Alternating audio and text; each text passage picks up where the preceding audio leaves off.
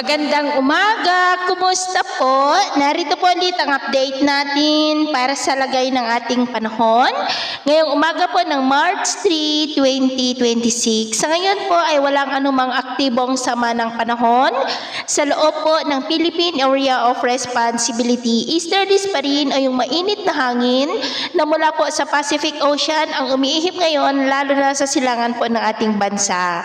Ang hanging amihan ay nandyan po ngayon sa may banda ng Batanes at unti-unti po yan nabababa na magdudulot sa susunod na mga araw ng mas malamig na panahon muli lalo na dito sa Northern Luzon, particular na po sa northern part at hindi pa rin inaalis ang posibilidad na may sama ng panahon na maaari na mabuo bago mag-weekend at kung sakali yan na maging bagyo sa loob ng Philippine Area of Responsibility ay tatawagin po sa local name na Bagyong Kaloy pero posibleng lilihis rin po yan. Pero paalala lamang po na maaari pa na magbago ang forecast na ito lalo na at nasa long range forecast po tayo.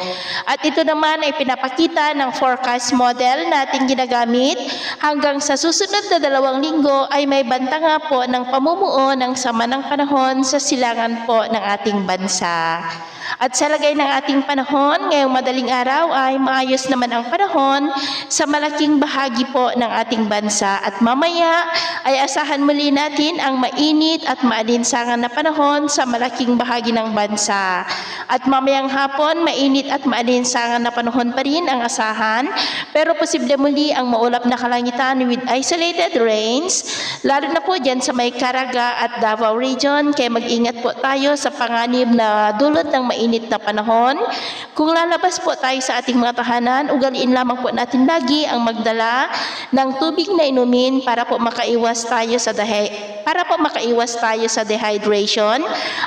At magdala rin po ng payong panangga natin sa init ng araw at proteksyon na rin po sa mga biglaang buhos ng ulan. Sa atin naman po mga baybayin, wala po tayong nakataas na namang gale warning signals pero bayong pag-iingat lamang po kung papalaot tayo para mas makaiwas sa mga sakunang pangkaragatan.